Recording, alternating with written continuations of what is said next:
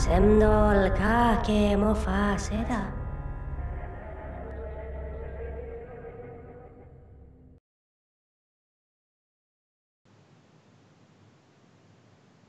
All right. Welcome to Talking in Stations, podcast about EVE Online, recorded live on Twitch, Saturdays, 1500 time. I'm your host, Matterall, of Imperium News, and of Dice Corporation of Northern Coalition. Today, we have a really cool show for you today, sponsored, and I say that in a joking way, by EVE University, because Seamus Donahue is with us, and he's going to talk about missions. We're going to talk about missions and how to prepare for them and what the nature of them are. And I guess that would be maybe are. And we're going to also hit some player news and talk about some of the advances on CC that we've seen about Blood Raiders and the new artificial intelligence. But we'll also talk about some of the wars that are going on out there. Thanks for sticking with us. We are going to do missions today on Talking in Stations. Hello. All right. So let's get on with the show. Let me introduce everybody. First, I'd like to introduce Dirk McGurk. Hey, what's going on? Good morning, Vietnam. and Caleb, how are you? Tired, long show. Yeah. Off camera today, which is unusual, we have Tiberius. Hey there. And our guest, or actually part of the show now, is Seamus Donahue from EVE University. How are you? Good morning, America. Wherever you are. Such a good radio voice. All right, cool. Well, it's been kind of a slow news cycle. I think Dirk and I were talking during the week about like what we possibly do, what's on everybody's mind. And really, there was only the artificial intelligence of the Blood Raiders that was, kind of being talked about. But even that was kind of a select group. So I thought, this is a good time to do stuff that would help people get better at the game. And one of the things that's kind of just assumed that is missions. So we have a great resource in Seamus to talk about missions, since it's one of the things he specializes in. So I thought maybe we should do that. And so we're going to get a great lesson and ask some questions about missioning in EVE and PvE in general, and how it leads to maybe new AI at the end of the show. So I guess we could start out by asking, what defines a mission in EVE? Well, missions generally, at least in Empire space, you've got NPCs all over the place in stations who basically need stuff done. Keep in mind that in the lore of EVE Online, you're a capsuleer, which means you're a special kind of space captain who's essentially immortal, because when you blow up, you wake up in a new body. That means you can take on riskier assignments than ordinary space captains who, when they die, they're dead. Yeah, I wish I could blow up and wake up in a new body. Yeah. So anyway, really, missions is just walking into an agent's office in a station and asking, I'm a capsuleer, you got any work for me? And the agent will take a look at what they've got. They'll offer you a mission, you accept or decline it. You get back out in your ship, you go out, you run the mission, you come back, you get paid. And you get paid in, of course, interstellar credits. You get paid in loyalty points. For those of you who don't know what those are, that's a secondary currency specific between the corporation that gave you the mission and you. And you can use that to buy things in their loyalty point stores, like, say, Federation Navy stasis webifiers or Caldari Navy antimatter, things like that. And of course, you can also salvage the wrecks of the things you blew up. You can also loot whatever modules and such were on the wrecks of the things you blew up. And sometimes Concord will also pay you bounties for the things that you killed. I think it's worth mentioning that missions have not really changed since day one. So we're basically still working on the same design as 14 years ago. The same fundamental design, yeah. The only really big changes that I can think of, at least that have occurred since I started playing in 2009. First of all, there came a point where micro warp drives started being allowed in missions. Because I know that wasn't the case, at least not for... not at least not for all missions. Back when I started playing in 2009, so I have to say, was pointless. Go ahead. I was still under the impression you could not use micro warp drives inside of missions. Like, I would not have known that had I not talked to you. Yeah, that would have been true 7 or 8 years ago. That's not true today. So if you missed the memo, yes, you can use micro warp drives in every single mission that exists nowadays. And then the other big change, the other two big changes I can think of regarding missions are the update to the AI. So mission rats now change targets nowadays on a regular basis, and the introduction of the burner missions. Any mission with the word anomic in them. Those are a lot more difficult.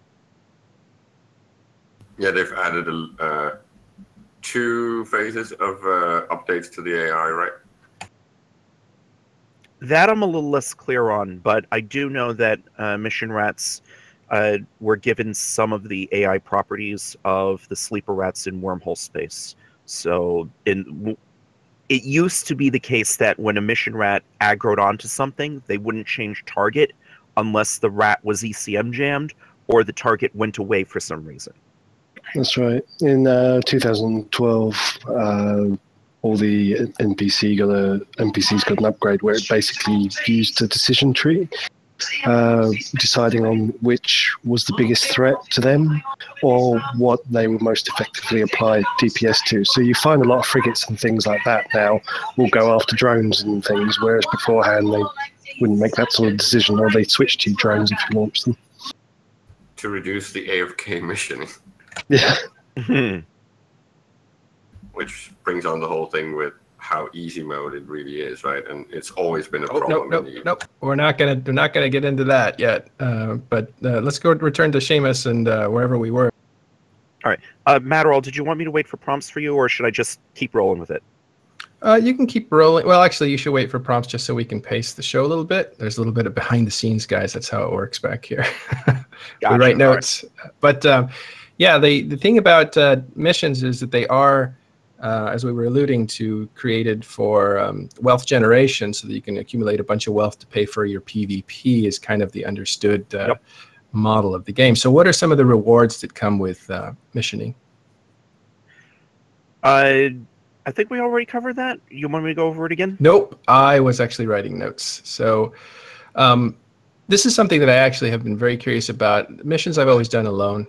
Can we just go back? I'm sorry. Can we just go back to something you just said there about missions are set up to create wealth for? Look, missions in EVE are no different than PvE in probably any other game scenario. They are there to do a number of things. One of which is actually play the game, though. Too. I mean, they're not only there to give you wealth so you can go PvP or go do something else, right? I mean, in every form of game out there, there is something that is kind of the baseline set piece type of scenario that you do over and over and over again for a variety of reasons. But it's just part of the core of the punctuated rails. And if you everybody looks out the left side and behind the tour train, you'll notice the rails that we are now leaving off in the distance. Bye-bye, rails. Well, okay, so I apologize to Caleb because we are going there. The nature of AFK and wealth generation so that you can play the real game PvP, that's a myth. Well, the problem is that in EVE, as Dirk just alluded to, it's actually added in almost as an afterthought because the wealth generation is not necessarily from missions, right? It's from everything else. All the resources that we gather in EVE, even though it might be a little bit of a tedious job, is outside of the mission running. Of course, there's a bit of loot and there's a bit of bounties, but the major income sources is elsewhere, right?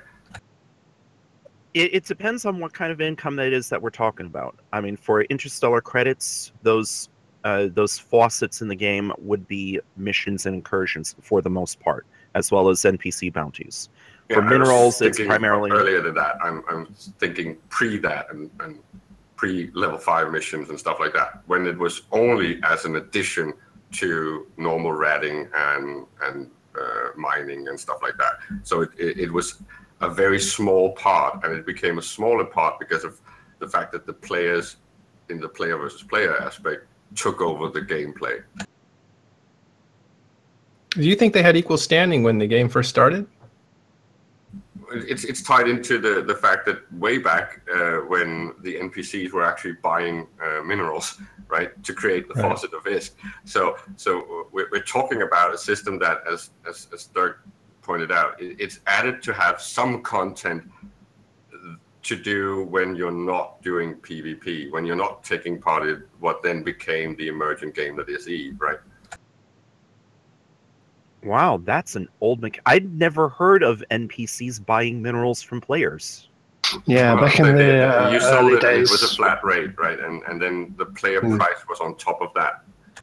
Back in the early days when the EVE market wasn't as populated as it is now, you know, people would accumulate stuff, but there'd be nobody wanting to buy things. So NPCs would, for quite a while, do it. And you can still see that if you look at the information on the NPC corporations, there is a tab on their information on what in-game items they buy, and it's all sorts of things. Most of it now is kind of just drops you get from random missions and things like that, like janitors and bits and pieces. But you know, they're all there, and you can fly out to these stations still and sell stuff to those NPCs. And it's the same with the old NPC goods, right? But you could shoot convoys and stuff like that, and you would get drops, and you would sell that. A little bit like very lightweight blue loot to basically get ISK into the game. We didn't have all the faucets that we have today, so it was kind of to fix the game or create the game by adding missions, and of course have some sort of content that people were familiar with. But yeah, I still think it suffers a lot from those old models, and the same with the stuff like Server Stream, that you made it instanced with gates and stuff like that. So it's got a lot of history-based problems. Right. So what I was wanting to ask was, besides incursions, do people really do missions in groups? Some people do. At least in EVE University, we'll have mission running groups that will particularly include new players because, you know, new players, they're flying frigates, destroyers, maybe cruisers. So some new players will run missions in groups so they can take on missions that normally they wouldn't be able to handle on their own, or they don't even have access to because they haven't built up the standings yet. And sometimes more experienced members of EVE University, usually it consists of more experienced members of EVE University running level 4 missions and inviting new players to come along with them as part of a fleet to go run these missions. One of my early memories of EVE was tagging along with a more senior corp mate in the level 4 missions, and he would just let me pick up loot as a way of. And one time I picked something up I think that was valuable, and he stopped shooting and said, "What'd you get in there?" Because he could salvage it. Yeah, he could see. I wasn't even salvaging. I was just picking loot, but he could see that I had picked up something that was kind of valuable, and he's like, "What do you got there?" "All right, go ahead and keep it." You know. But it was definitely you know, like a mentor and protege thing. Yeah, definitely a page relationship. Did you do the horse as well? Clean the ship and stuff. Yeah, the person who's got the big ship with all the firepower can spend more time actually shooting things if somebody else is actually cleaning up all the loot and salvage and stuff. And the irony is that usually they just pop, right? Yeah, from that point of view, it was actually kind of fun because I was seeing something in action. You know, he seemed super efficient and stuff. I was kind of inspired by that, like, you know, like, wow, someday I'll be in that Megathron and shooting missiles. You know, I believe it was like a Megathron ship. Mega missile boat? What? Yeah, it was. I think so. Yeah, I remember missiles. I don't know. Maybe they were shooting him with missiles. That's probably it. Anyway, so there aren't many. So they would be kind of artificial, though. You normally would do these missions alone because you would maximize the amount of money or level 4 and lower, at least. Yeah. Yeah. Oh, right. So level 5s, you might actually take a group because they're just actually harder. Or so I'm told at any rate. I'm a high security resident, so I don't. Level 5 mission agents are only out in low or null security, so I don't know as much about those. I'm given to understand some of those missions are hard enough you need fleets for them. And you should bring in the topic of the LP price, right? It used to be that the price mattered and that you had to actually grind a lot to get the things that you needed. But because of the fact that this number just grows and grows and grows, so the price on LP becomes meaningless, right? People now have millions and millions of LP that they can't really figure out how to cash in. So now the price is useless. You mean there's no competitive market for? No, I mean that the price was never dynamic. It never evolved with the rest of some will call it inflation, but it's really the growth of the economy. So you just have about as much LP on people's accounts as you have free ISK in the system. So what used to be expensive is now not really expensive at all. And you have so many new sources and easy mode of getting LP. So the cost has never been updated. So it's the rarity and the value of things you get from the LP store is useless. It's a little bit like your investment, Marol, in Macarial Prims, right? Thank you. I mean, there are I still other hope to reasons. make a fortune. There are other reasons for running not solo. I don't want to say groups, but running with somebody else as well. I mean, number one, there's a gameplay reason, and maybe maybe you and some other people just want to run those things together. Maybe you're also helping somebody grind standings with a particular faction, so they can't access the agents that you can, so therefore you're bringing them along so that they get they get a standings boost from doing it. Yep. Yeah, and then of course, with level 5s, maybe you're doing it because of difficulty reasons, or because you're in low sec and therefore want to run it as a group for added protection. I mean, there are different reasons for doing it. Just like there is even out in null when you're running anomalies and things like that. I mean, sometimes running them with groups is an efficient way of doing it. Now, once you get over a certain number of people, it's no longer efficient anymore. But and to expand on that, because you were talking about redundant jobs, right? Emir Timshay has been running a standing boosting service for years now, and with things like structures, his work is kind of redundant, just like Kribber's is when it comes to trading supers, right? You know what? I mean, the whole issue of standings. I remember grinding the living hell out of standings back in the day because I wanted 8.0 with a particular group so that I could put a jump clone in someplace, and then they got rid of the whole idea of where you could put jump clones in, requiring that kind of thing. Also, the other one was pauses, or where you can put a pause. Having standings for pauses. And so, what's standing good for now, Seamus? All right, so give me a moment to think. Oh, right, yes, market fees.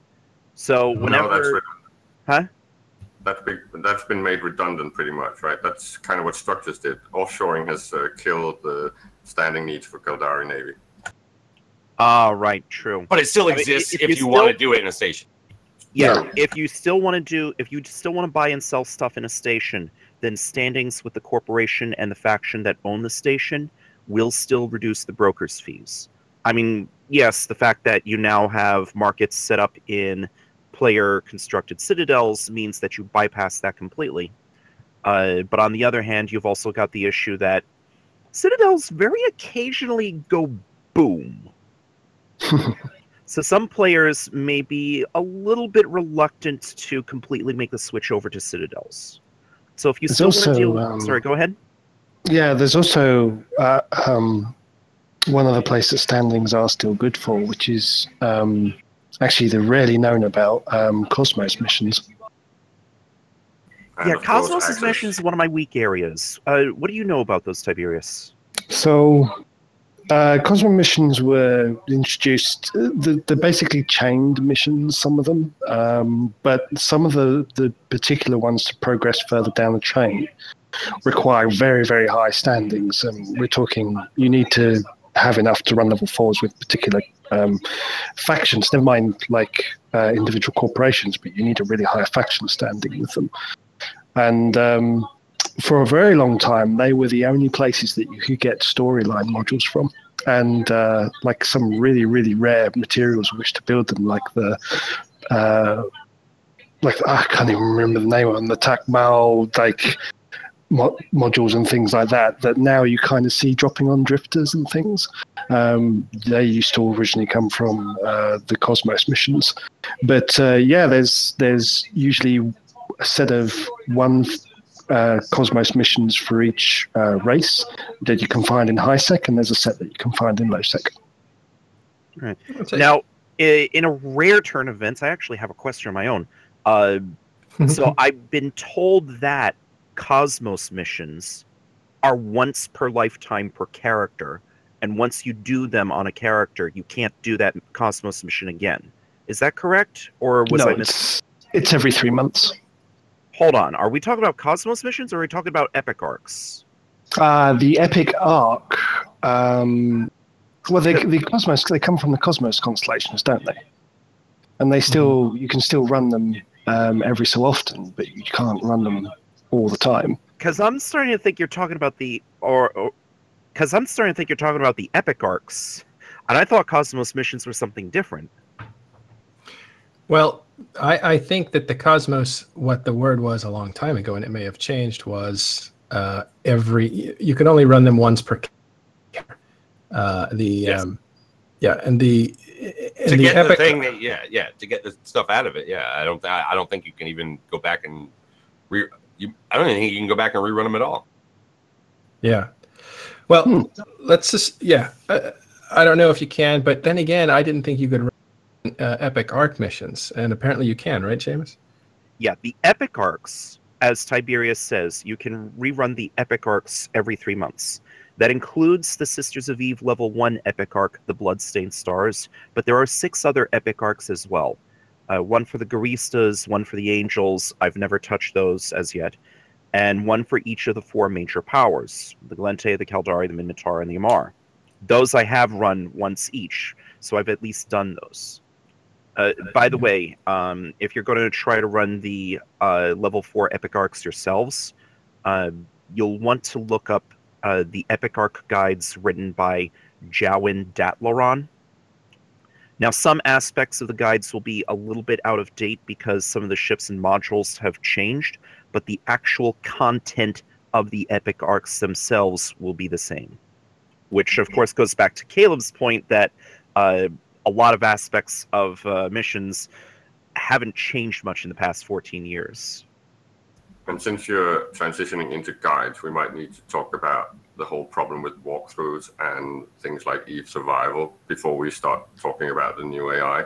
Because with that, the fact that players have had so much time to actually perfect these guides and explain everything in detail, everything is pretty much easy mode. You can't make any real mistakes. Also because EVE is not that Twitch heavy. So once you can actually read through a guide, you're pretty much safe. Everything is just do what people tell you to do. And it kind of kills the risk versus reward thing. All right, Dirk, why are you laughing? I'm laughing because we're doing a show about missions, and in the middle of it, we're coming up with the fact of maybe we don't remember everything about some of these things. Like absolutely not, no. Yeah, so maybe that's why I'm laughing. But I do want to kind of flip back to Cosmos missions, because here again is another area that has been around for a long time. It used to be something that really mattered. And now is almost irrelevant in this game in a lot of ways, especially kind of the items that you pull out of it. Remember those storyline BPCs and stuff like that you would get out of it? I mean, they were just kind of shit.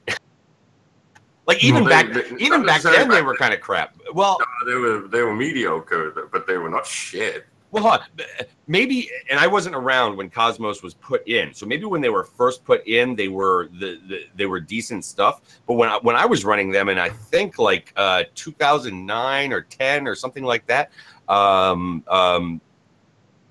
was merely doing it purely for the standings. Yeah, that's kind of the point, right? It was to fix the rerun problem, and it was to heal people standing. Right. And, Now- and yeah, you're absolutely right. I got Because the faction Epic Arcs standings missions, mattered. the Cosmos missions. Yeah. Yeah, I mean, faction standings mattered, and that was a way of getting again. And I think that was even that was even related to the fact of I wanted research agents, and the quickest way to be able to be doing some of this stuff had to do with that. But Don't open that book. No, we never No, got no, All right. there's so right. many of these things that That's don't fine. matter anymore regarding We missions. don't have to talk anymore about the past of missions.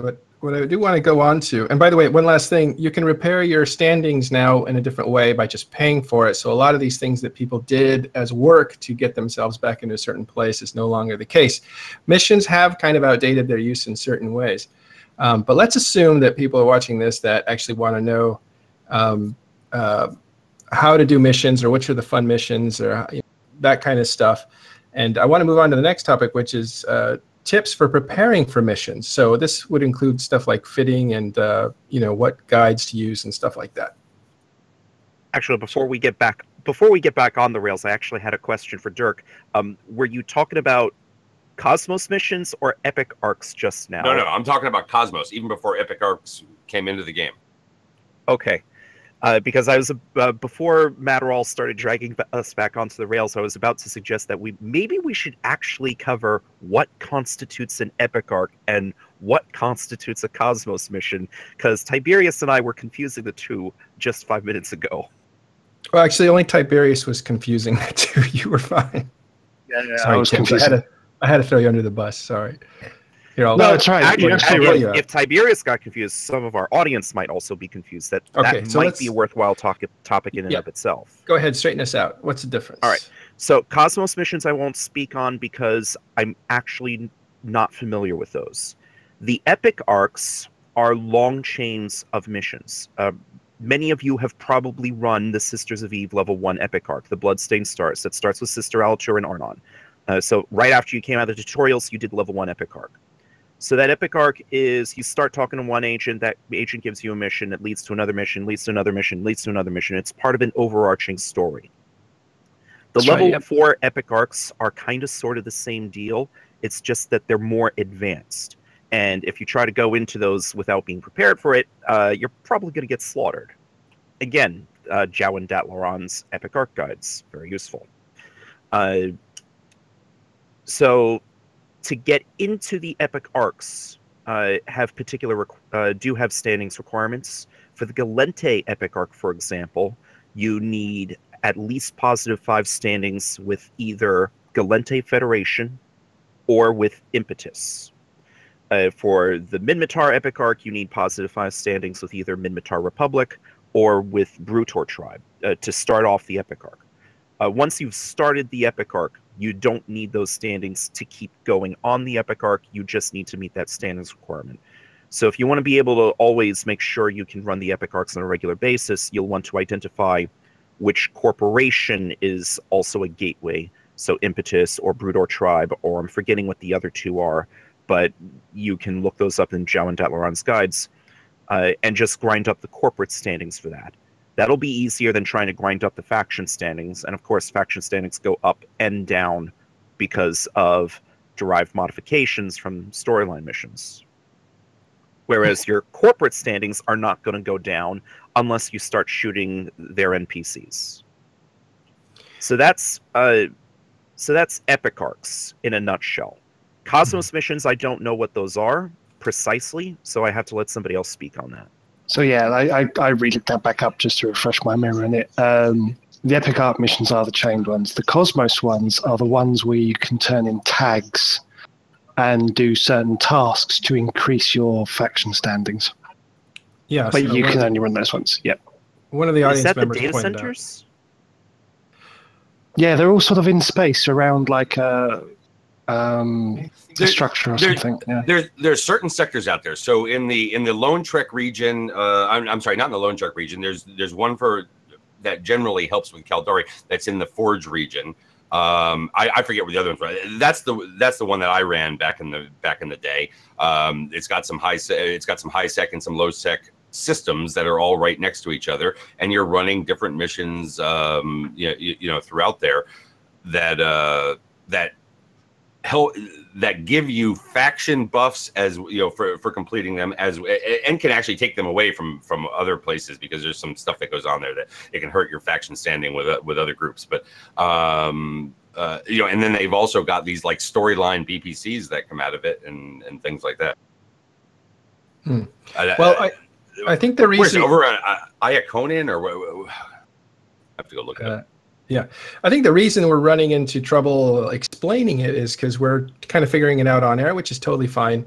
But we're in an area that we weren't really intending to go to, which are the Cosmos missions, because really we want to talk about missions and complexes, which are even different. But we have now talked about epic arcs and what they are, and we'll come back to it when we talk about what missions are fun.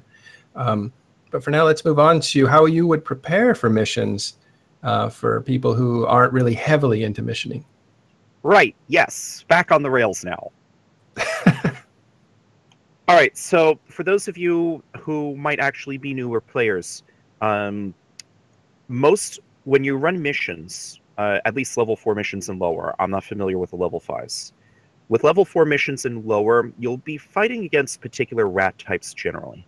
And they have a tendency to have particular vulnerabilities and particular strengths regarding damage types. So Angel Cartel rats, for example, if you're if you're taking missions that involve fighting Angel Cartel, they're weak to explosive and kinetic damage. Those are their lowest resistances on their shields and armor. So you'll have an easier time killing them if you're smacking them around with, say, Nova missiles or Scourge missiles than if you're trying to use pulse lasers. You can still kill them with lasers or with blasters. It's just not going to be as easy. Additionally, they'll also deal out certain damage types, preferentially. So again, if you're fighting Angel Cartel, they're going to deal explosive and kinetic damage against you. So if you want your ship to be more durable, you'll probably want to focus on your explosive and your kinetic resistances. If you're going up against Serpentis or Garistas, then it's kinetic and thermal, for both what you want to tank and what damage you want to deal to them. Some types of rats are oddballs, so rogue drones very frequently. They're going to deal explosive or kinetic damage to you as a tendency, but you'll want to shoot them with electromagnetic and thermal damage if you actually want them to die. For any particular mission, if you're not familiar with it, you can look up the various guides and walkthroughs that Caleb seems to have an issue with, the most well-known being eve-survival.org. And Eve Survival is most well-known for its mission running guides, which are written by players, but also has some information on wormhole space sites and a little bit of information on running incursions. But it's most well-known for its mission guides. Well, if I can segue just for 2 seconds, right? It's a little bit akin to playing adventure games with a walkthrough, right? If you are too lazy and use it too much, you're going to lose out on the experience. And it's the same in Eve. When the guides are so perfect, there's really no challenge. Well, it's that's called blitzing, right? Did we call it what it was? No, not blitzing, precisely. no, This is it's different. And it's even worse because that's basically cheating and circumventing all the content. Which, if you're reading those guides, there is the what you need to bring, how you need to fit, what you need to do, and then at the end, hey, by the way, if you want to blitz it, here you can do this too. Yep. So but that's it completely takes actually playing the game out of the equation, which a lot of people out there want to do because, again, missions and other forms of PvE in this game and almost every game out there have multiple reasons why people do them, right? Some people are doing them merely because they want to be efficient about it and create wealth and do other things, and other people are doing it because they want to play it, and other people are doing it for some other combination of reasons. Yeah, it's a lot of people start off particularly learning the general mechanics of Eve and things like that through it, and I don't think the guides that have been put together are necessarily cheating and stuff, but it's just like the system, the result of having 12 or 13 years worth of the same PvE content all that time. People have refined it and refined it and refined it, and here we have our guides. Once you've finished the first cycle, right? When you've played something through once, there's no longer a story. So then it's just rinse and repeat. Now it's just a faucet that you're sucking on. Some people do appreciate the stability of it because that makes it a reliable income stream. You've got so if you've fallen on hard times, like say you flew what you could not afford to lose and you lost it, well, you at least have some way of starting to pick yourself back up again. Yeah, but the joke is that when you've played the damsel 500 times, it's no longer. You no longer think she loves you? The way I like to think of it is that Cruel himself is a capsuleer, and it's not the same damsel every single time. And there's trillions of people in the EVE Online story universe. They all shop at the same place. You actually think about it like that? Yeah, it's a different damsel every single time. They just shop at the same place and have the same dress. I think of things like that too. When I had a character, I was like very tuned into that one character, thinking this is my experience to this character, kind of RPing it in my head. And then I got an alt, and I was like, oh my god, what do I do? Because I can't be both. So I started thinking, okay, I'm the spirit that embodies these two characters. Now I have 3. Now I have 6. Now I have 9. It's just the same types of experiences just keeps coming up over and over again. I mean, it's like that Fallout introduction every single game. War never changes. The damsel never changes. There's always going to be wars. So there's certain patterns you can expect. So similarly, there's always going to be damsels in distress or guys in distress. It kind of follows the same patterns. All right. So generally, we've touched on missions. Is there anything else on missions? Because I want to move. We'll hear about escalation, the big loot and stuff. So I want to talk about the only other, the one obscure thing about missions I would like to point out for those of you who like making safe spots. Missions always occur at a random location in space, somewhere within 20 astronomical units of the local star, distributed uniformly throughout a sphere. So if somebody's running a mission in a solar system, they're going to be within 20 astras of the star. Oh, interesting. I didn't know about that range. One for you, your sneaky salvagers. That one. Combat scans them down. Go nick all the loot, see if you can't create some content.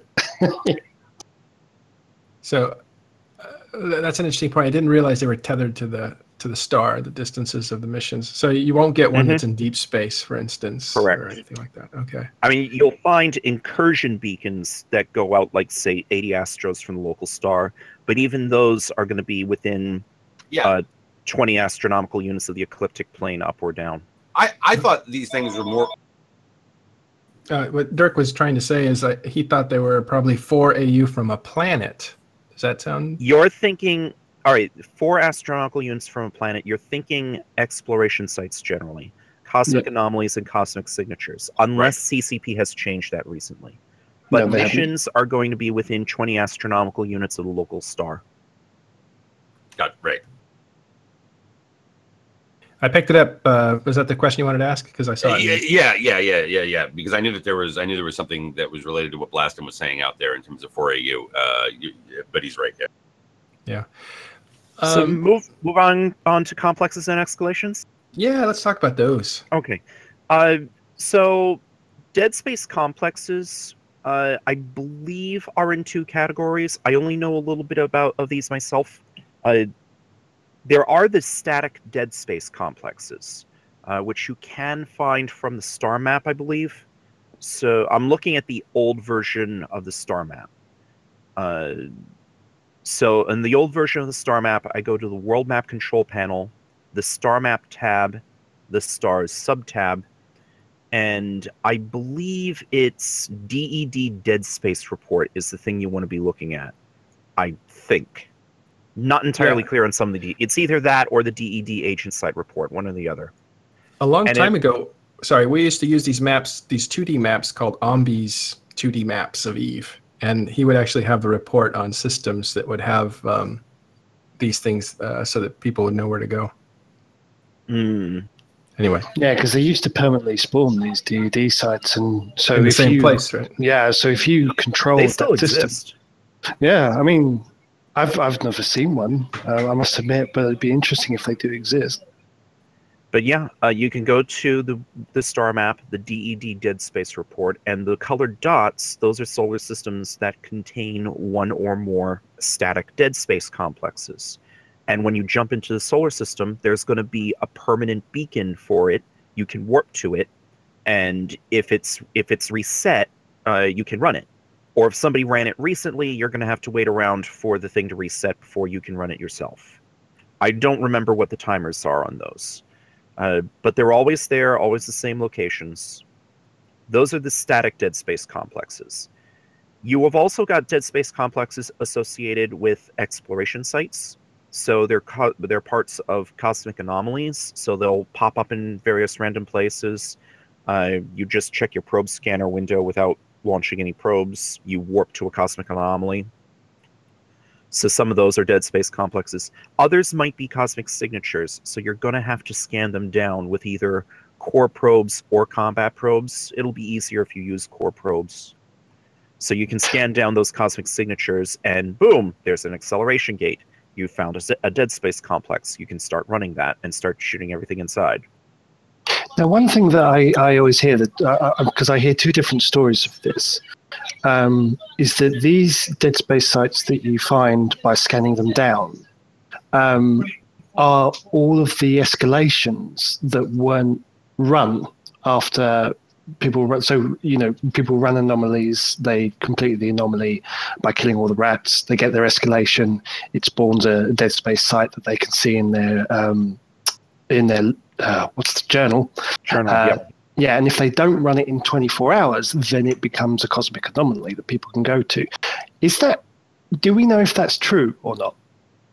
I don't know myself. I haven't tested it. What I have been told, I haven't run these myself, but what I've been told is that some dead space complexes have a possibility of escalating, and they'll have several stages of escalation, each of which are regulated by a random number roll. So you're not guaranteed to get the full chain of escalations. But if you finish a cosmic anomaly or cosmic signature and if it escalates, it will show up in the journal, as you say, in the Expeditions tab. And the Expeditions tab will tell you where to go. This expedition is specific to you. So in order to spawn the thing, you yourself would have to go to the solar system in question and warp to the expedition. Otherwise, it just doesn't exist. Is that why people sell them? I see that in the... That could be why people sell them. So they've been given an escalation. They can't run it themselves. So I imagine somebody could say, I've got an escalation. Somebody want to pay me ISK and I'll lead you to it. So yeah, that could work. Yeah. So you go to the escalation, warp to it, you create a bookmark for it, and you sell the bookmark. I think what we'll do is table this topic because this kind of goes into ratting and nullsec and how to make money, kind of stuff. So maybe I'll actually concentrate on getting a bunch of guys to do this every day to figure out what the tips and techniques are for that sort of thing, so we can move along. I did want to ask, looking at all the missions, Seamus, and actually all you guys, what do you guys think the best missions are? Like, is there any the funnest mission, not the most rewarding, but the funnest? Not doing them. Okay. No, seriously. You want to win missions? I am very positive about Eve, even though I'm an old bit of vet. But if there's one thing that I would want to rip out and just throw away, it's the mission running. The whole PvE experience from the past is so bad. It feels like running random dungeon crawls, and it's so boring. But that's fine for new players. I mean, it's fine for new players to have something that is basic and repeatable.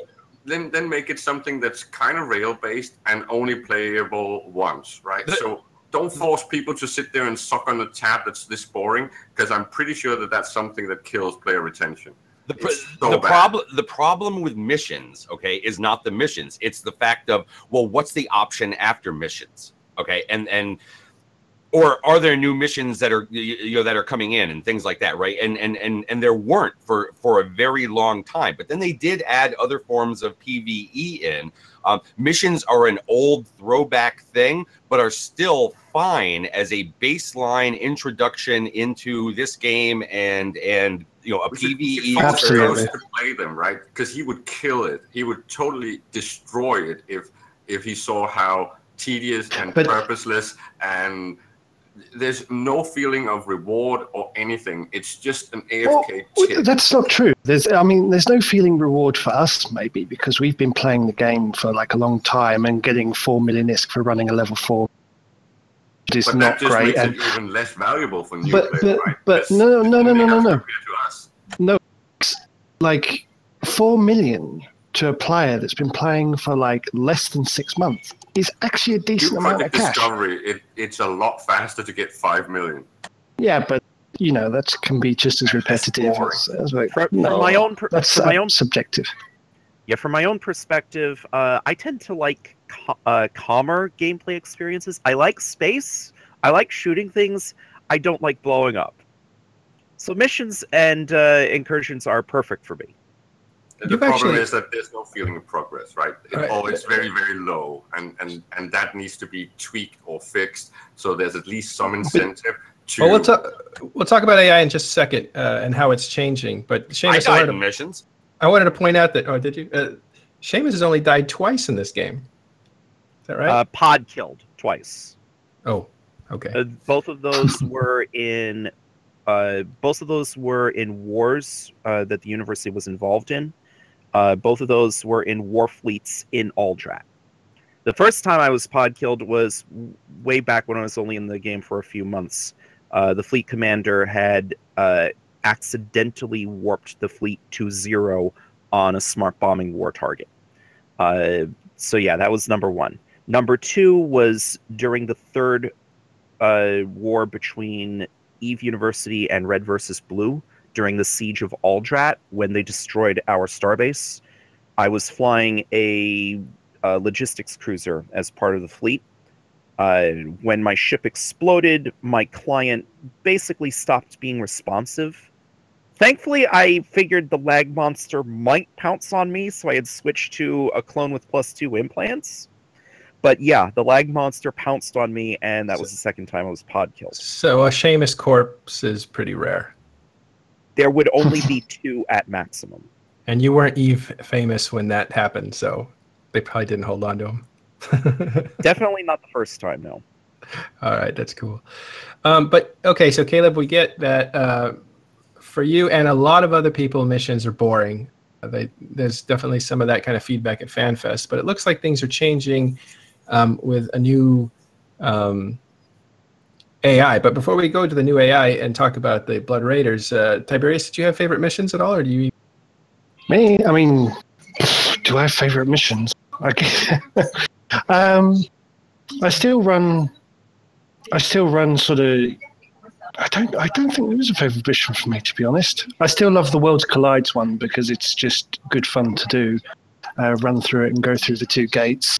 And it's still the most satisfying just to blap all the rats, certainly when I was trying to, earn some ISK and get somewhere in the game to begin with. This was before I moved into faction warfare and discovered what PvP was all about, but certainly without the high-sec missions and things like that, I wouldn't have learned some of the basics I did.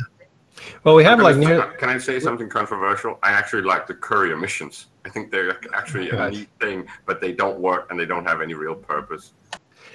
We nearly have 200 people. If you guys want to write down what your favorite missions are, we'll have a look.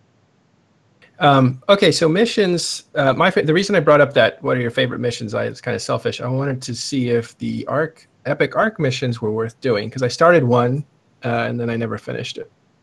So I did start trying to do one a long time ago. I did the Amar one in a Raven, which lasers and shields are not really the best idea, and I couldn't understand why this Epic Arc was kicking my butt. Well, All right, but missions are changing, and it looks like the next expansion is right up this alley because it looks like it's going to be NPE related, which this is mostly, and it's going to be Empire based. So both those things combined kind of point to this whole area that we're talking about now as getting a measure of artificial intelligence thrown on top of it to mix things up. Now let's be careful here. NPE refers to the new player experience. I'm sorry, NPCs is what I meant, or PVE. Oh, okay, gotcha. All right. Yeah, now my mistake. We have a number of knowledge mistakes happening today. We do. I wonder why. It's like, were people? It's very interesting to see it because it seems finally, after the 2 years of development that's been going into the brand new AI, which we originally saw in the Drifters and the Burner missions, which was the only real recent update that missions had, HiSec missions had. We're finally starting to see some of the early fruits of that labor coming through. And from the inference we're getting with a major overhaul to the PvE in HiSec is just the start of the overhaul of PvE entirely. And this Blood Raider sites that are being introduced soon is the first real test of the new AI, the ship AI, out on a scale, like on the live server. Beforehand, it was kind of the Drifter stuff, and it kind of like caused a few problems. It was lagging out entire constellations and things with tie-dye. So they had to pull it back and take it back to the drawing board. They had the Burner missions, which they behaved very much in the same way as a one-on-one PvP engagement with another player would. But now it seems that their CCP is ready to start pushing out this AI on a much, much bigger scale, and the Blood Raider sites is going to be the Blood Raider Soyoto sites are going to be the first iteration of those. Yeah.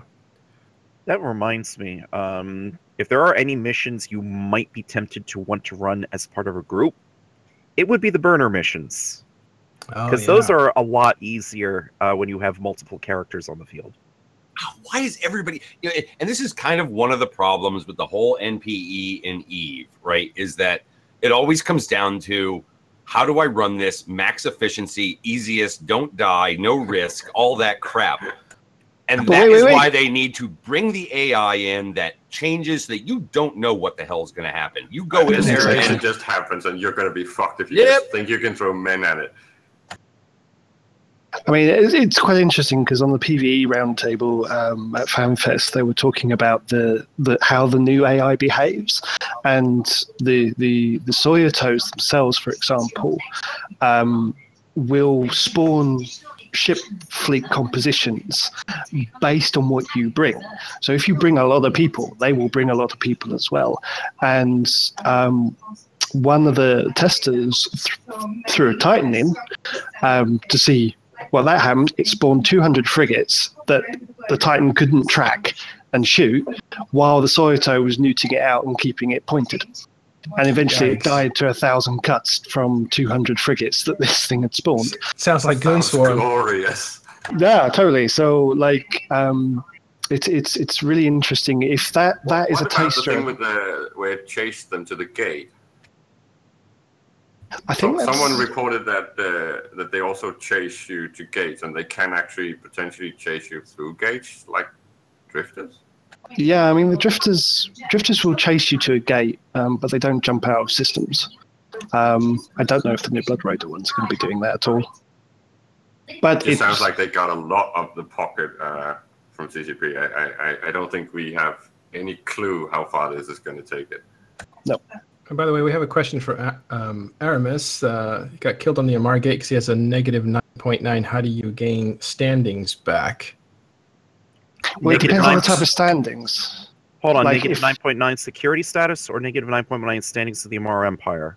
That's like saying, is it an African sparrow or a... But they behave very, very differently, and this is like something that people confuse all the time. Like all the time, people seem to confuse security standing and faction standing, like endlessly.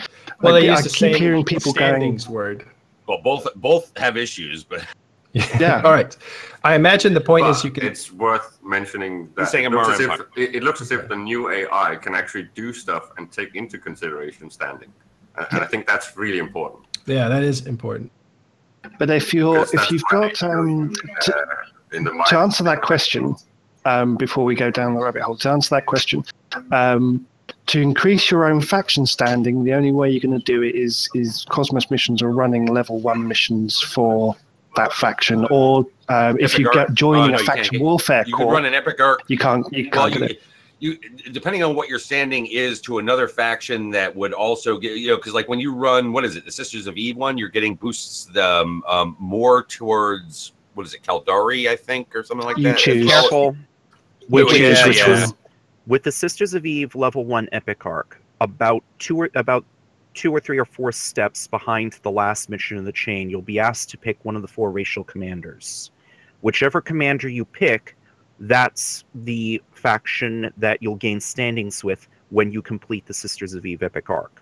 Absolutely. With the other epic arcs, there are some other choices you could make, but generally, it's gaining standings with the faction whose epic arc it's associated with. Be aware that the epic arc faction standings do not carry derived modifications. So the fact that you completed the Galente epic arc does not mean you're going to get Minmatar standings. Isn't it funny, Seamus, while we're talking about this, from a new player experience point of view, how would they ever know these things just being in the client, right? All of these aspects of Eve, you need to ask other players. That's a little bit like complicated, Which is right? probably why one of the reasons the EVE University wiki is so very heavily referenced by a lot of players. And a fun little tip for increasing your faction standing quickly is faction warfare, because every time you gain a rank within faction warfare, you get a subsequent boost to your faction standing. Very nice tip. All right. Are we done with? Go ahead. Go on. And then just to answer the other half of that question, if it's security status that you need to improve, you can go and buy special tags, take them to a Concord station and exchange them along with some ISK to take your security standing from whatever it is to 0. But another little pro tip on that one is to get anywhere in HiSec, you only needed to get it above -2. And actually from -10 to -2 is actually the cheapest. It's the last 2 points of security standing that's the most expensive. Well, I have a short question to everyone, because one of the things I never got a clear answer to is Larrikin was talking about the fact that the new AI is scaling up and fitting ships to match the players, right, and to compete. Do we know anything about the drops from that? Do they actually drop the things that they then fit? No. I spoke to Larrikin on this one while we were at FanFest, sort of how that mechanic works, and it's also in his presentation on PvE as well. The ships themselves are not physically fit because NPCs are just a model in space with stats. They don't have any fitting. Anything that drops from them is based on the loot tables that are associated with that NPC. But what they've actually been doing to get the stats for the NPCs to put into these new sites is using Pythor and fitting them up as if they were fitting them up as a player, and then taking the stats for that ship and then applying them to the NPCs. It's just a little bit sad that they don't fix the loot tables by adding that mechanic, right? Seamus, did you have something? Right. So Tiberius Stargazer answered the 2 branches of the question of fixing standings, whether you're talking about your security status or your standings with the faction. The way you actually tell which problem it is you open up your character sheet. In the top header of your character sheet, you should have an indicator saying which solar system your medical clone is located in. To the right of that will be your security status number, and that will be a number that ranges between -10 and +5. So if that number is your security status, if that number is below -2 or below -5, it works on a sliding scale. But if it's below -2, then you need to follow Tiberius's advice regarding getting tags and turning them into Concord stations. If that number is less negative than -2, or if it's a positive number, then security status is not your problem. What you then need to do, again in the character sheet, go to the Interactions section, the Standings tab, and go to Disliked By. The factions that dislike you will be listed first, above any corporations or any individual agents that dislike you. And if those faction standings are negative, then what you're going to need to do is find their level 1 agents somewhere and run missions for them. If this is Amarr Empire, for example, then you'll need to find level 1 Amarian agents out in, say, Caldari space or Galente space or Minmatar space. Find an Amarian station somewhere outside the Amarr Empire and try running level 1 missions for them. You can also try running any level missions for the Caldari, because when you complete a storyline mission for a Caldari storyline agent, there will be some splashover effects onto the Amarr Empire. So you'll gain Caldari standings, but you'll also gain some lesser amount of Amarr Empire standings, because the Amarr like the Caldari. All right. By the way, that was you explained something interesting. I think it's an appropriate place to put it. That as far as standings go, that you can actually reach an equilibrium between the 4 empires. What was that number at? Somewhere around +3 to +4. Something's come up in real life. AFK for a couple minutes. No problem. Well, and that's something that I kind of want to throw in there, is that I said it out there in chat, is that the whole standings issue is a real rabbit hole of a discussion, because you can get down to, look, if you sit there and, are repairing your standings to Amarr, right, you may be hurting, obviously, your standings to Minmatar. I mean, if you're sitting there running missions for the Caldari, you're hitting a lot of, sometimes you'll get those Federation missions where you're now hurting yourself against the Galente.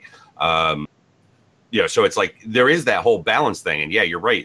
There is a way that you can kind of do it to where you can sort of have some equilibrium, but you're never going to get super high then in those standings, because you will be damaging it elsewhere. Yeah. As long as sorry, I'm back. As long as you're sticking to just storyline missions, yes. Then again, this brings us back to the subject of epic arcs, because the epic arcs do not have derived modifications. So if you never touch the storyline missions and you just keep doing the epic arcs, all 4 of the level 4 epic arcs for the high security powers every 3 months, then that way you can get really high faction standings with the 4 major powers. Oh, that's interesting. So if you were wanting to build a character that was really good graces with all the empires, and benefit from all their services. The level 4 epic arcs that you would do it with, yeah. Every 3 months, so that would take you a little bit of time, but quite a lot of time. Interesting. Or you work every empire up to like 4 where they're equal, and then you do the story arcs to kind of cap off each empire. Very interesting. So we should say there are services out there where people do this for you. They build standing for you. They basically put you into a fleet, and then they do the missions. They do all the work. You just pay the money, and your standings go up accordingly. So look out for those kinds of things if you don't have time to do the missions. Although standing just doesn't seem to reward like it used to. If you don't have time to play the game or want to do the grind, you could pay somebody out there I don't know to lead you around with a leash. Yeah. If you want to be a marketer, but you don't want to do all the missions that it requires to get your taxes lower, I mean, yeah, you could work off of Citadel but if you didn't want to bother with that. Also, last time I checked, while you can easily share standings gains for corporations, I don't think sharing the standings gains with factions works quite as well. The last time I tried it, the lion's share of the faction standings gain went to whoever the mission was actually assigned to. So for faction standings, I don't think that's going to work too well. Interesting. No, but you can then get access to do the missions yourself, and then you can get the True. big boost right from the standing. If you can do a level 4, a few of them, then it's pretty fast to get the healing done. Right. Well, okay. So there's missions is a huge topic, and we really kind of tried to do, and it's very difficult, as you can see, some basic stuff and some basic understanding with some complicated questions to get, more material for advanced players, and it's just too broad. So really, you just need to maybe attend one of Seamus's classes at Eve University, where you can have plenty of time to listen and ask the questions you need. Those are great. I recommend them if you can get into them. And also, there's a ton of reading out there. And how else can people find out about missions if they wanted to find out more, Seamus? You've got eve-survival.org. And for more general fitting advice, you can also check the Eve University Wiki. Right. That's another good one. Well, that's cool. So that wraps up Missions and Complexes. Let's move on to something that just came out. It's the monthly economic report, and that's a dev blog by CCP Quant, who we may have on the show next week. And he reports on the economy and the ins and outs of what's going on. Because somebody said, or actually I just read, that Eve isn't really a game about PvP. It's actually an economic simulator. That's true. Well, kind It's of. true. It's a simulator in general. It is a world simulator in general. I mean, Which but all of includes these economy. all of these things are included underneath that. Yes. Yeah. But when people say, oh, well, look, you're not any good at Eve unless you can PvP, never listen to that sort of thing, because the actual game is about markets. I just like that idea. Well, I don't know if it's true. the richest people in Eve, by far the richest people in Eve, are the industrialists and the marketeers. Yeah, and it was very funny because local pirates would be kind of like attacking the easy targets, the miners and the traders that are moving in, stuff back and forth, and then they get blown up, and the pirate has to go over to the market, and the prices are 3 times higher. Well, So the really good story is when a pirate goes out and kills someone in a blink ship and then comes back and sells it to a retailer, all the loot, and you sell back the gun that was actually looted to the guy that was killed. That's the funny story. well, that's just that's an ISK drain, I guess. But I just It's, like the idea that the last word comes from marketeers, sometimes. So I thought that was funny. Right, but I think what you missed in the monthly economic report is the fact that Quant is talking about new features. Yeah, let's talk about those now. Basically, what Quant is kind of hinting at or starting to look at is expanding to more financial products, and he wants to bring in sort of a contract type that makes it easier to do loans.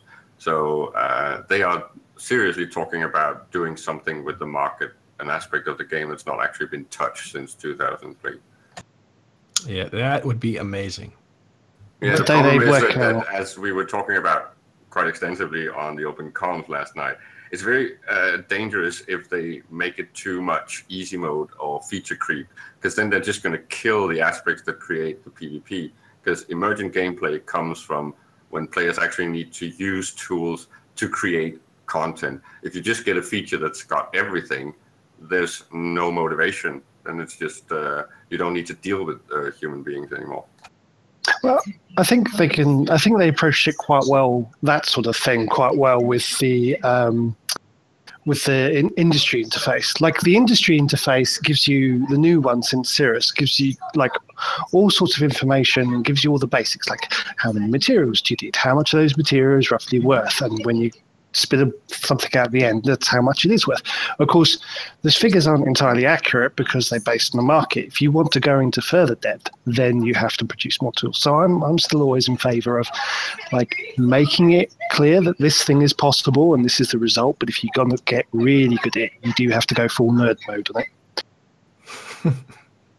I think the irony is that we already talked about Cribber losing his unique service, right? Because now you can just exchange them with a contract in Citadel, right?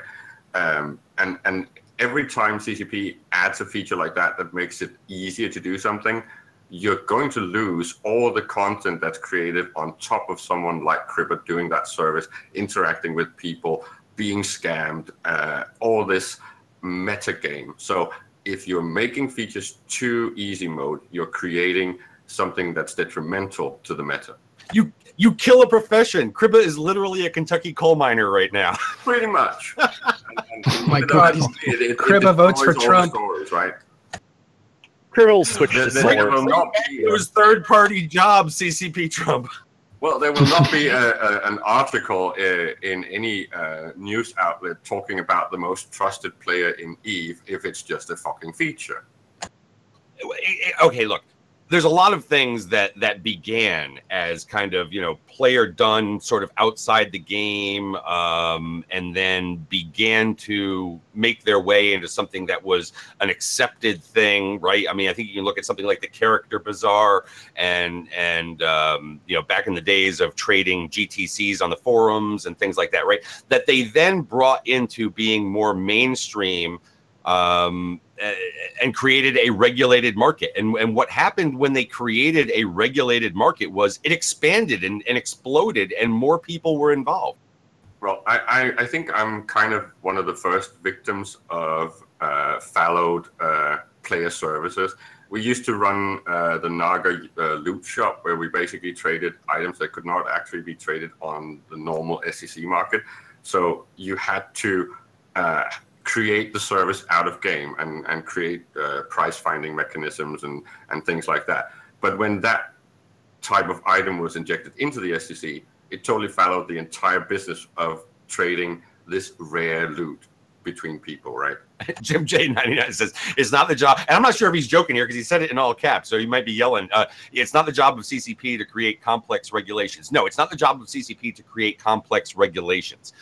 However, it is potentially the job of CCP to add in mechanics that allow for more complex things to occur on a more widespread basis in the game. Because, if what we deal with, okay, because for years, of course, and it has really come down to a lot of these, what I'll call financial type situations, right?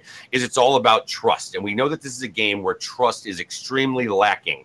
Or something that you just can't really have a whole lot of in anyone out there. So these things end up becoming very small, or something happens like Eve Bank and things like that blow up. It's because trust and features takes over from the lacking feature that is legislation and a legal system, right? In real life, if I put on a napkin that I owe Dirk 100 million, and I sign my name on it, that's actually legally binding in contract law. You can't do that in EVE. You need to create that as a feature. And that's where EVE is really lacking. It's the same if I want to create shares. It's not really something that's that difficult. Yeah. You have to announce it, and then you just have to create a documentation that you are handing over a part of your company ownership to someone else. But all of that is governed by law. It needs to be a feature in the game to take over from that. Right? I think you guys are kind of overthinking this a bit too much, to be honest. Like I wouldn't mind like, to give you an example of the whole napkin thing. I wouldn't mind like a contract to say, hey, yeah, we've come to this agreement within EVE, but it's still down to the players to honor that contract and then deal like with shares. The consequences in case it falls out. Yeah, but when you're doing something like shares and you're making something that's kind of a feature or an automated system, right? Then you need to make sure that all the knobs and all the buttons are there to service what is usually done by people with contracts.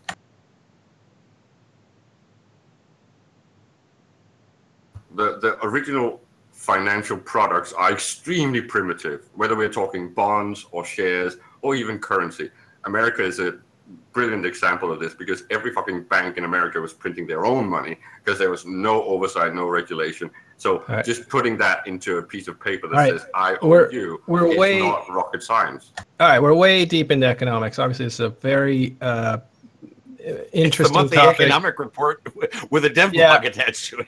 Yeah, let's go back to the basics, though, and talk about the economic report. It looks like they may create new stuff. That's really cool.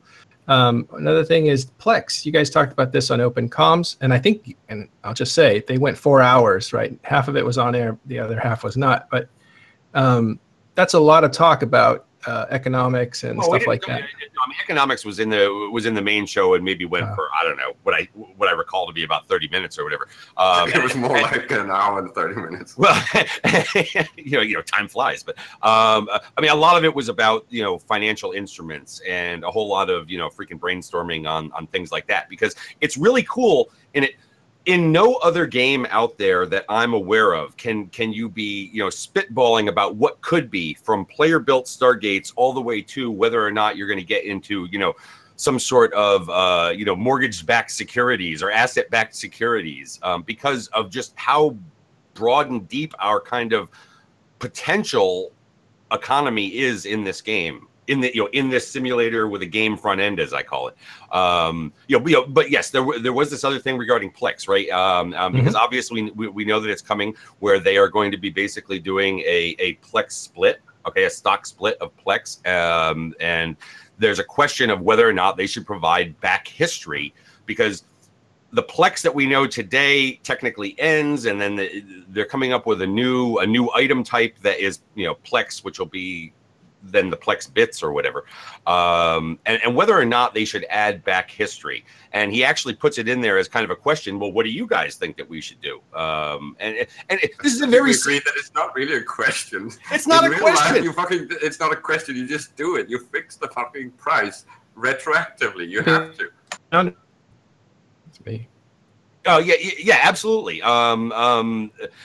Because Plex itself is just splitting. It's not like it's not like it's dying and becoming something else. It's just splitting. So therefore, yes, you would give the back history just like you would change the history of a stock, when its price split. There's this idea that, well, it would create some chaos if there wasn't. You know what? I'm sorry. That's just not how you would do it. There's enough chaos and advantage and things like that are out there. It's just not how it should be done. Yeah, and I don't think that the trading class really need that much help. So let's just do it the right way, please. All right. Well, so that's the. Was there anything else in the monthly economic report? Yes. Quant made a joke. All right. And past people, I think he did a financial crisis joke. That about the whole thing with asset-backed securities, that then we might get derivatives and shit in the future. So, anyways, is there any other? It was a bad joke. No, it was probably good. I just didn't. Plastics. Was there anything else in there as far as like features? He did say something I thought was important, because this was a controversy that came up a few weeks ago, when Goonswarm's representative on CSM said, hey, shut down this data being released on the economics of our region, because people can tell what we're building and it's an unfair advantage. And CCP went ahead and shut that down, and a lot of people were upset because they thought that it was a capitulation to an alliance in game. And so there was a controversy that kind of followed of like, should you show economic news for regions, or is that secret information? And it's a whole thing about perfect knowledge and free information. And it's so weird that when it comes to things like, ecosystem numbers like that and economic indicators and things like that, that's what should be available freely, and everything else should be removed. I'm saying when you remove local, then we can talk about removing intel on the economy. All right. But the controversy was that they capitulated. So CCP reversed themselves and announced it in this report. They're going to they're going to go ahead and republish that information for now, while the new CSM bring up the discussion again. Yeah, I mean, Quant announced that they were going to be removing this, right? And then the next month, and then there was an outcry out there. There was a bunch of discussion that was had over the course of a couple of weeks. Maybe it was whatever. It was a hot button topic there for a short period of time. When the next monthly economic report came out, the information was still in there. So they basically halted their decision, talked to the CSM, and are now going to talk to the new CSM to get what their thoughts are on it. and then ultimately make a decision. What it looks like probably might happen is they keep it in, but some of this information they delay so that it's not the most current. Maybe they delay it by a month or 2 months or something like that. I think we can speculate a little bit about what might be or what could happen, because if they're talking about building the ledger, right, it might make sense to put that into the actual solve holder, so it becomes a metagame in industrial espionage. But you can't expect it to not be available if there is no easy or at least logical access to it. Then it just becomes a stupid aspect, right? Yeah. Okay, we're running out of time, though. I didn't want to get too far into speculation, but that's a good point. Let's move over to, so I'll give you that one. Score 15. Love. Let's move over to more player news. We're going to talk about Init and NC. Tiberius, you were in a great fight. What happened? Wow. Let me spring that one on you. Just spring that on me. That's fine. Cheers, man. I was there too. I can take it. I'm totally prepared. Actually, I will say, let me prep it this way. I'm writing for the first time in a very long time, so I wrote up a battle report, which I haven't done for about 2 years, and I'm going to publish it tomorrow. So look out on Imperium News for a battle report from me, Matterall. And Tiberius, you were ecstatic about this. I really felt like you'd hit. Maybe you were drunk at the time, but you were I was quite drunk at the time. There's a little confession for you, but no, it's been a bit of a weird conflict out in Syndicate. Well, let's start with that. Who are we talking about here? So NC Dot, our alliance, has moved in to Barligat, which is all a bit weird because I was there 4 years ago now with Brave originally, but so I've come full circle again. But we've set up stage in Barligat and going and hitting all the moons, and there's a really fantastic thread on Kugu about this whole thing as well. PK Poison Kevin is one of the fleet commanders in FC.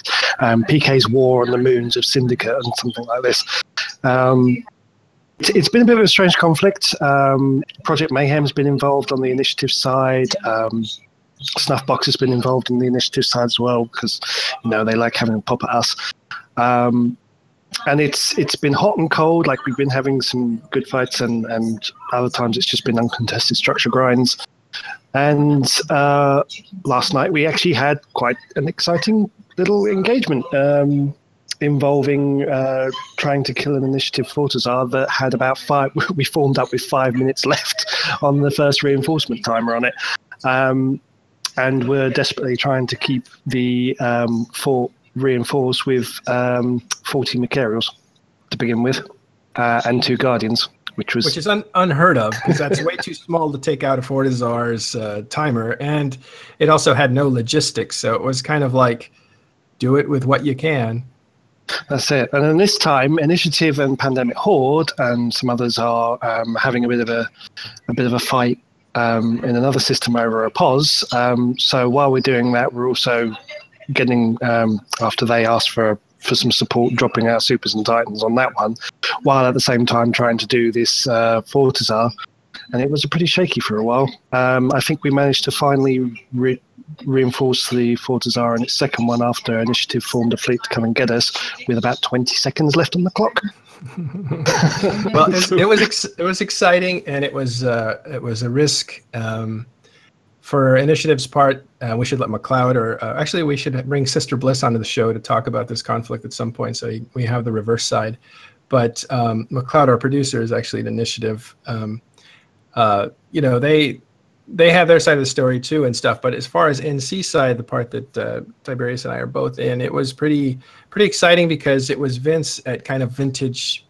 There was a vintage Vince of, let's do this, bring everything. It's a mixture of, like, he's the ballsiest FC I think in Eve, but it's also bringing to bear like this giant hammer and just being ruthless with it. But also being very risky, and things could have gone wrong, and things didn't always come together and stuff like that. But I think this also was interesting because the famed AAA FC Makula is actually a part of NC, so it's kind of nice to have him in there, to hear his voice inside of NC. Participating is kind of interesting.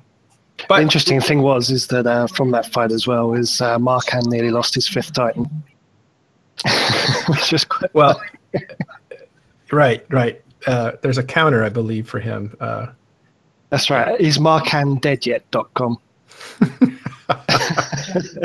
And for those that don't know, Markand is the FC Titan for Poison Kevin, and he's had some unfortunate sort of losses with it in the last couple of years.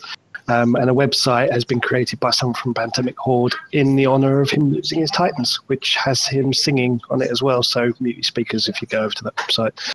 But, one of those Titan losses was NC horsing around with a Keep Star and igniting the Doomsday on PK, and he exploded. So they really kind of killed their own Titan. And it's like it's all fun and games till a Titan blows up. But yeah. So check that out. That's pretty cool. And now we're near the end of the show, so let's go into announcements. Very quickly, the Anger Games kicks off tonight. This should be a pretty good one. There are a lot of teams now. It's a non-EVE-NT tournament for a change, which is great. It's really, as a member of staff on NT, I'm really, really happy to see other organisations getting their tournaments set up and running as well. So this is really good for us to actually participate and be involved in that as well. And there's some, great-looking teams up there. That kicks off, I believe, on 2000 today. There's a whole bunch of teams with a bunch of prizes available. It should be pretty good. Like, there's some really, really big names on there. They're competing, like the Big Red Boat, Lazarus, Tailraven, Elo Knight, Dirk McKirk. He's here. All stars. Capri Sun, Elise Randolph, Sutonia, and myself, apparently. And Ray?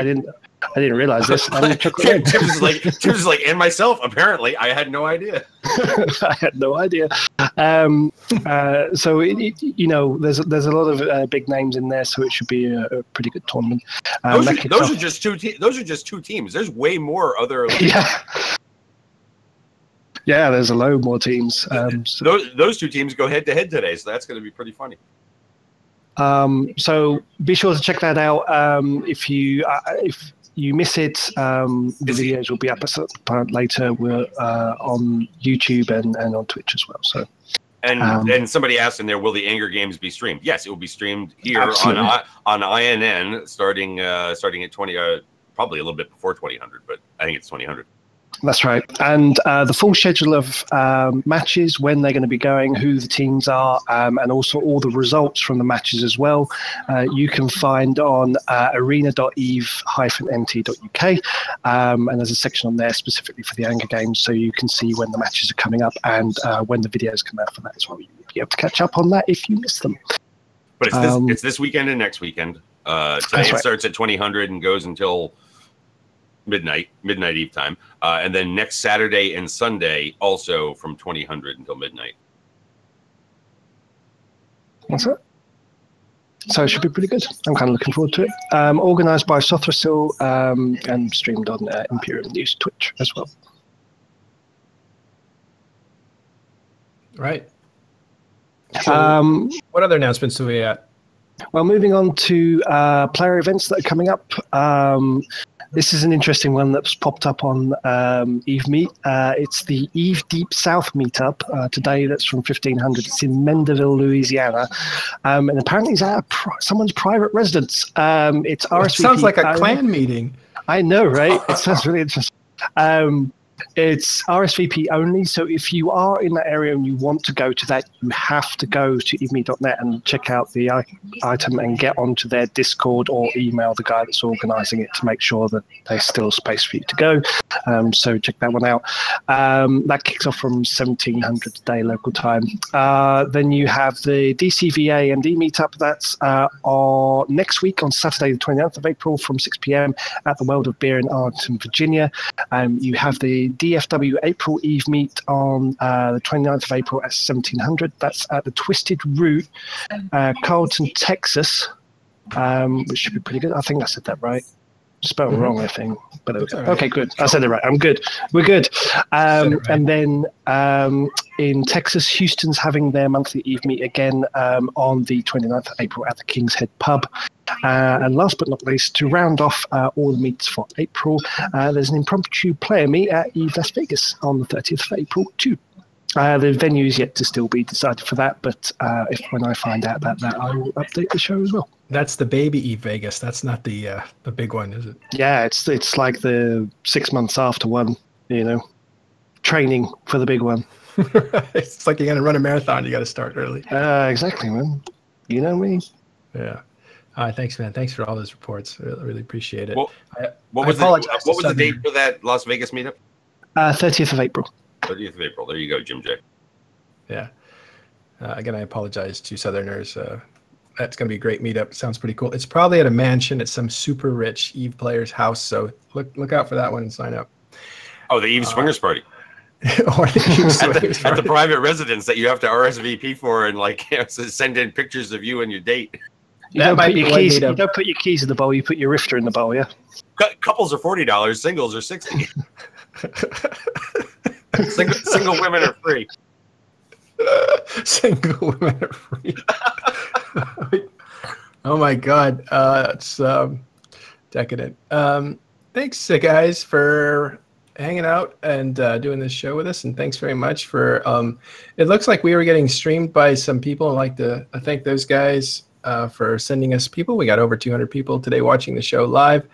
Today we covered missions in a pretty interesting way with the help of Seamus, who is a professor at Eve University. And if you want to learn about anything, go to Eve University and look up their lecture series and stuff like that.